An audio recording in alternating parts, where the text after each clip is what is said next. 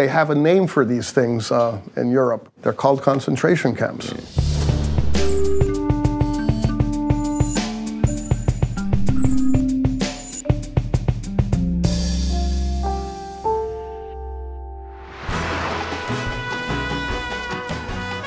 She sells seashells by the... Oh, hey, how's it going? Just checking in here from my no collusion, exoneration, vindication vacation. I'm down in Mexico at the moment. You know, Mexico is doing very little, if not nothing, at stopping people from flowing into Mexico, can you believe it, through their southern border and then into the United States. They laugh at our dumb immigration policy. She sells seashell. How does that go again? That is the perception, isn't it? But what if I told you that since 2015, Mexico has actually deported more Central Americans than the United States? It is actually closer, of course. In fact, in some years, it's been twice as many. Hello and welcome to GZERO World. I'm Ian Bremmer, and today I'm going to focus south of the border on the very country tied to President Trump's signature campaign promise. We are going to build a great border wall. A border wall. Build the wall. Building a wall. A great, great wall. And I would build a wall like nobody can build a wall. We're going to build the wall. We have no choice. I'm, of course, talking about Mexico, where a relatively new and wildly popular leader has set his sights on remaking his country. He's also got a plan for dealing with the Donald and not paying for the wall. I'll explain and then sit down with former Mexican Foreign Minister Jorge Castañeda. Yeah, that's right. I know how to pronounce that. And of course, I've got your puppet regime. I was peacefully dead for nearly 400 years, and you've woken me up to talk about what? But first, a word from the folks who help us keep the lights on.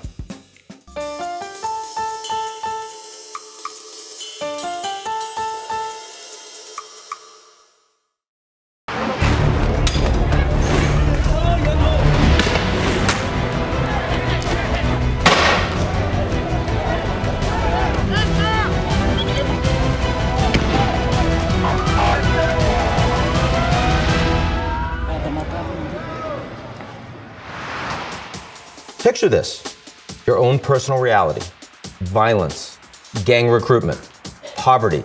Did I mention extortion? Every year, Salvadorans fork over an estimated $400 million in extortion fees. Hondurans, $200 million. But hold on, you hear life is better up north. The road ahead is dangerous, but it's got to be better than this, so you risk it. You pack your things, you pack your family, and you go. Through jungles, across deserts, and you eventually make it to Mexico, the last stop before your American dream.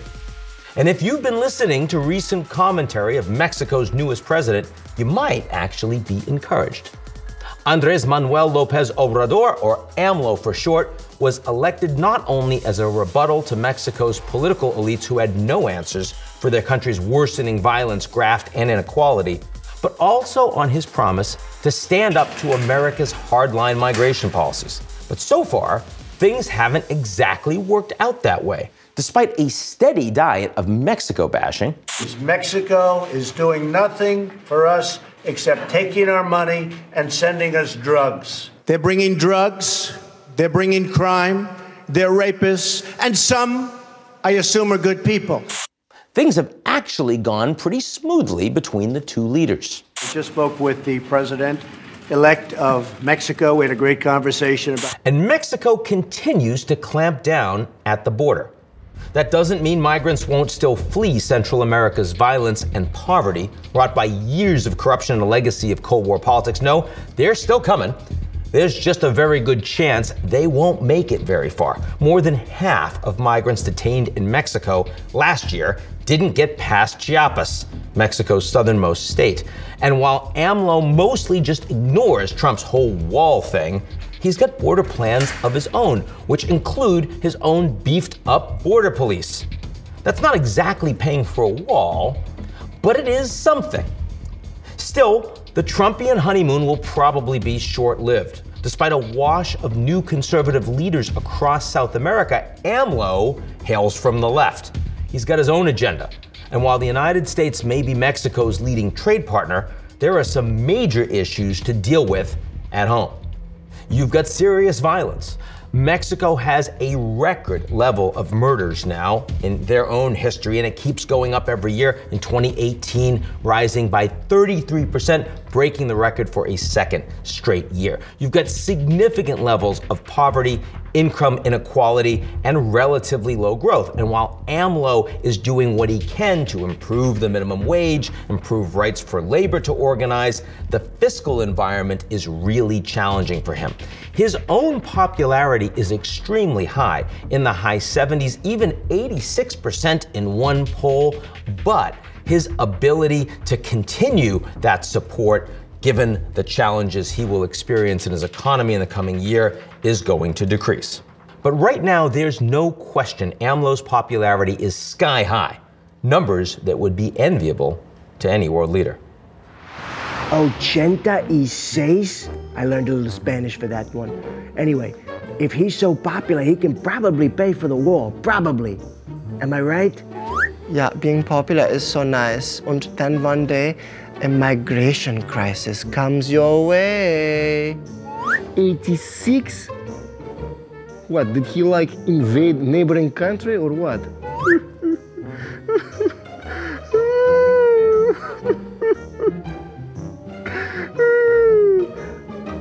Wait, how is my hair? Oh, man.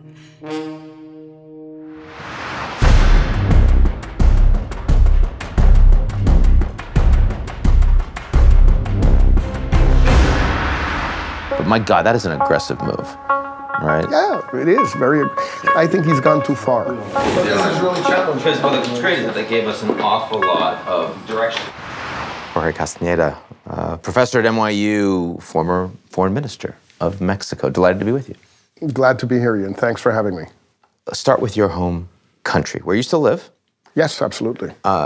President López Obrador, his approval ratings are 86%. When's the last time that happened in Mexico? Well, let's put it a little bit in relative terms. He is much more popular than his two predecessors were at a similar time, but he's about the same levels as President Fox was back in the year 2000 or early 2001. In other words, Mexican presidents traditionally have a honeymoon. We didn't have polls before Fox, really, so it didn't mean a whole lot. But, you know, there's a tremendous willingness to give a new president the benefit of the doubt. And in addition, López Obrador has handled himself very well in terms of public opinion and image and everything for these first 2 months. The substance is a different story, but he's handled his image, his daily press conferences, his not using private aircraft, his using a small car to go to work, living at home, all these things which don't make a whole lot of sense maybe substantively, but are very well seen by public opinion in Mexico. Seen as leading by example. Leading by example, contrasting with the excesses of former presidents, of his government with former governments, doing things that people in Mexico like, not because they make sense, but because there's such a resentment in Mexico against all government figures that, yes, let them live like us for a while, see what it feels like. But we are talking about a leader still that, you know, before he won as president, was seen as a real outsider, as a fairly strong partisan. So I mean, in that context, I mean, someone who historically was seen as palling around with Hugo Chavez and with Castro, to have 86% approval in Mexico today. It is remarkable. It's remarkable. It is remarkable, no question about it. And I think it's something that is very difficult for a lot of people, including myself, to understand. So we're just going to have to get used to it for a while. So what does it say about what has happened over the past 10 years, 20 years in Mexico for the average Mexican? I mean, what it says basically is that the democratization of the country from, let's say, 1997 onwards, a little bit more than 20 years, has not brought any significant benefits to the majority of the Mexican people. They are not better off. By the way, it also coincides almost exactly with NAFTA, so it cuts many ways. That people, a lot of American workers say that kind of thing. They do, but unfortunately, I'm not sure they're right, but I'm sure the Mexican ones are right in the sense that NAFTA has been much more important for Mexico than it has been for the U.S. And people have not seen the benefits of this democratization process. They don't make more money, they don't have more jobs, they don't have better schools, they don't have better health care. People are not necessarily better off today than they were 20 years ago when this whole process began, firstly. Secondly, they haven't really seen a drop in corruption. There was a significant drop, I think, under the two PAN presidents, Fox and Calderón, but then it went way back up again with Peña Nieto, which was one of the most corrupt presidents we've had in recent times. And that meant that people saw no improvement on that front either. And then finally, under Calderón and Peña Nieto, the last 12 years, you've had an incredible increase in violence.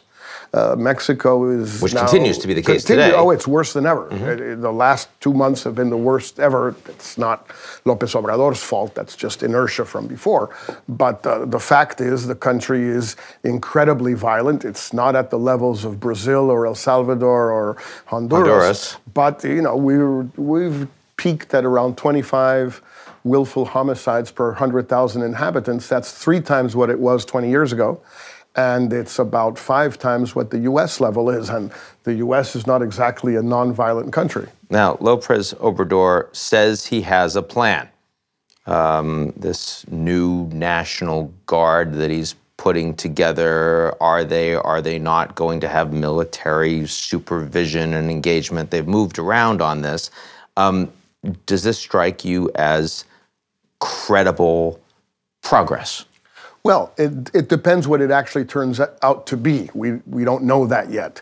The first worrisome factor is that it be located in the Ministry of Defense. If that is the case, and that's still up for discussion, if it is the case, it is very worrisome because it basically means you take part of the army, you change the color of the uniform, you keep them in the Ministry of Defense where we have always a general as Minister of Defense. Mexico's the only country in Latin America that doesn't have a civilian Secretary of Defense. So you keep it in the army, you change the color of the uniform, they carry military weapons, so you basically have militarized the police.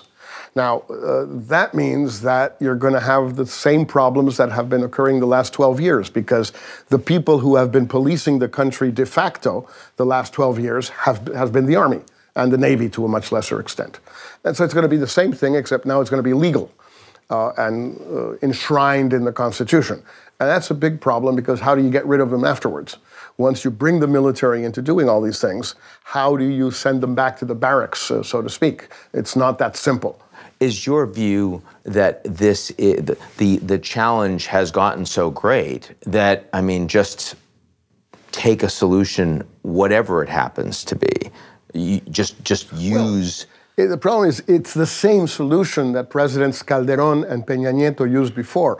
Use the army to fight the drug war, which then became a war on organized crime because you push the drug people out of drugs and into other areas. If you just let them do their job on drugs, which is what they do well, what they like to do, what they're competitive in, then that's fine. I have never seen a major problem with that. Well, yeah, so you'll tell me maybe, well, what about the kids in Newark who are shooting up? You know, I feel terribly sorry about that. I think it's a tragedy, and I hope you have fewer kids in Newark shooting up. Is that my problem as a Mexican? No. So increasingly seeing these stories, kind of extraordinary stories about localities in Mexico that have effectively gone off the grid from the Mexican government, in part because violence is so high, a couple taken over completely by local drug lords, some by a new local party that says we're the only ones that can police you. Do you see the ability of the Mexican government to control Mexico starting to actually erode? Well, Mexico never had total control of its territory. We were chatting a little while ago about the Chiapas uprising in 1994, on New Year's Day of 1994. For the following 6 years, 3 Mexican governments, Salinas, Cedillo, and Fox, allowed the Zapatista so-called army, in fact, to control broad stretches of territory in southern Mexico and Chiapas. Why? Well, because it wasn't worth going in after them. They didn't represent a real threat to anybody.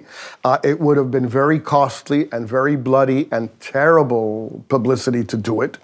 Cedillo tried, it was a disaster.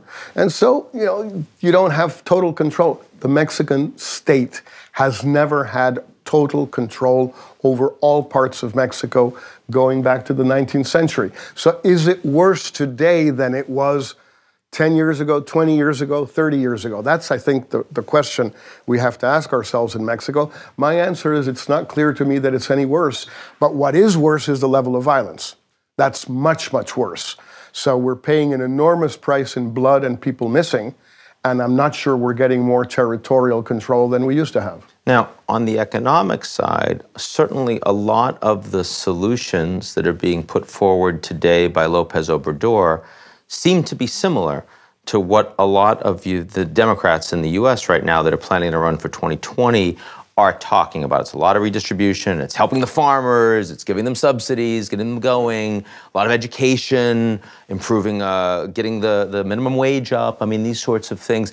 Is this the right direction for Mexico to go? I think he's right in terms of what's missing. In other words, what has happened in Mexico since, let's take NAFTA as a cutoff date, 1994, these past 25 years now, NAFTA and the sort of structural reforms or the Washington consensus policies or whatever you want to call them have not delivered the goods. And if they haven't delivered the goods, that's 25 years that have gone by and people are not better off. So you have to do something. And he has, I think, made the right diagnosis. This has not worked. The next question is, now what do we do? And that's where a lot of his policies are arguable, because either they're not exactly like what left-of-center Democrats in the U.S. are suggesting, or because they're traditional Mexican clientelistic populist policies of giving money away to people. I'm in favor of a universal basic income and things like that.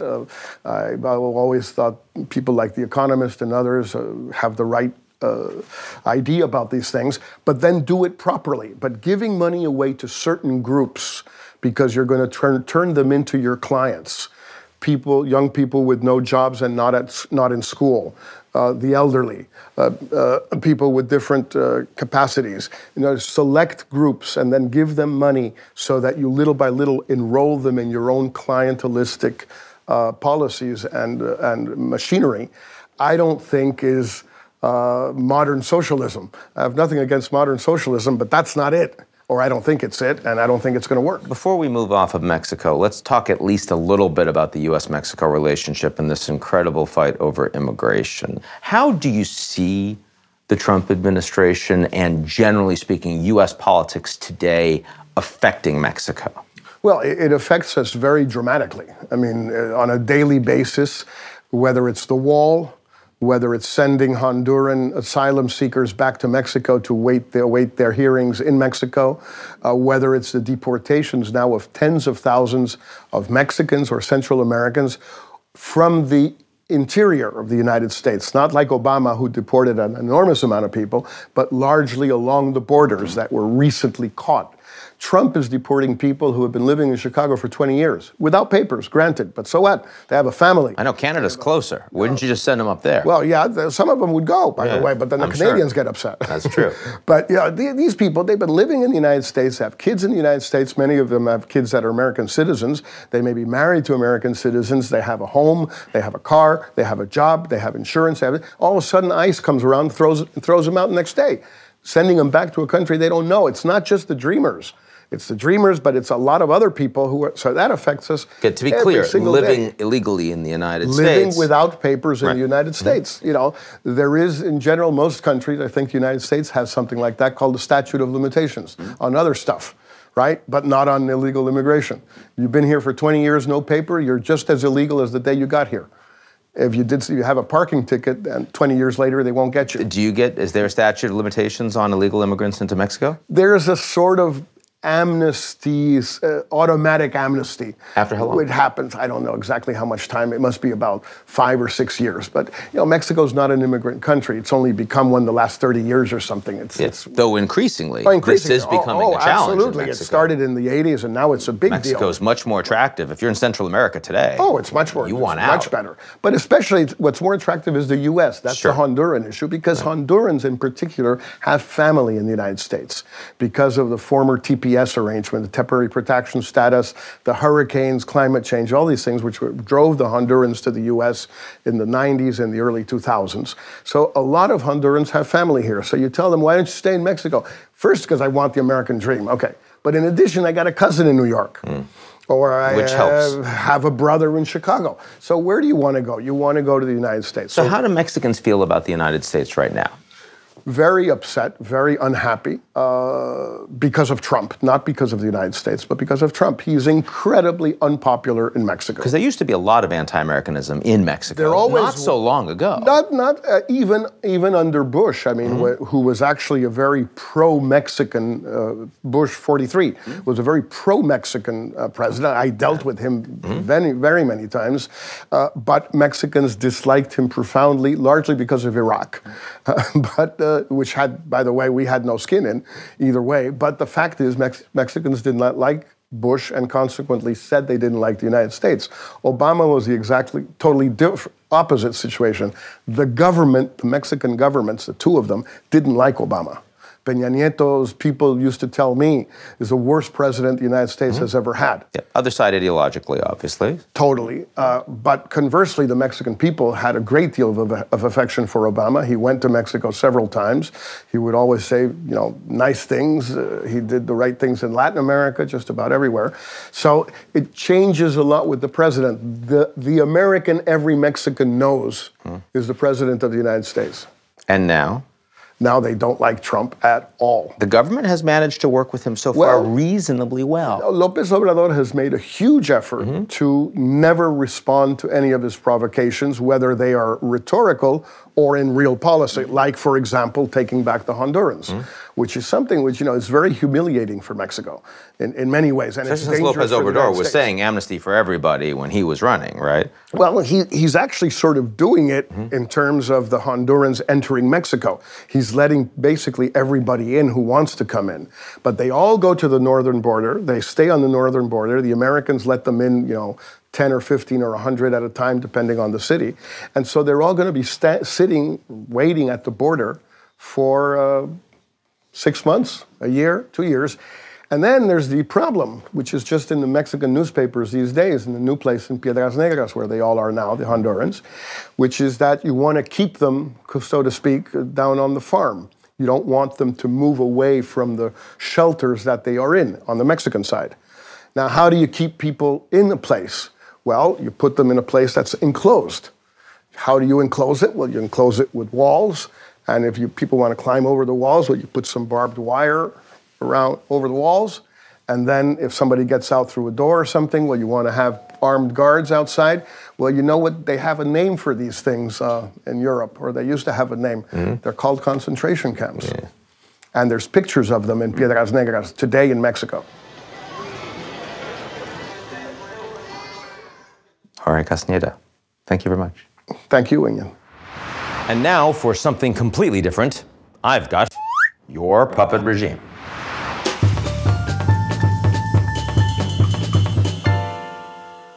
Hi, folks. Is there any drama in the world today as twisted and tragic as Brexit? No, there is not. And no Englishman knows drama better than our next guest. Hello. I am very confused. That's right. It's William Shakespeare. I was peacefully dead for nearly 400 years, and you've woken me up to talk about what? Brexit. No one has any idea what the British people think about it, but some other world leaders have strong feelings.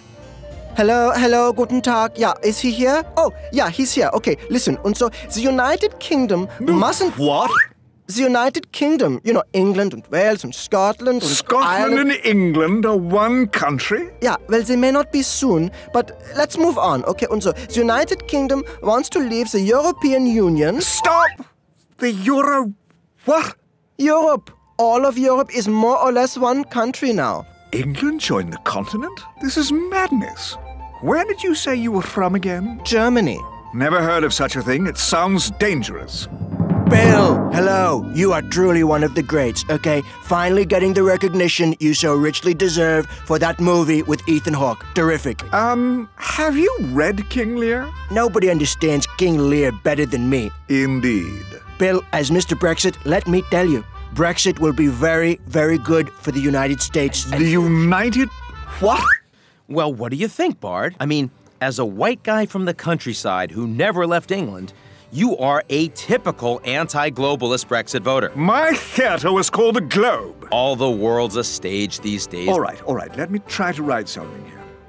To be or not to be in the European... Have I got this right?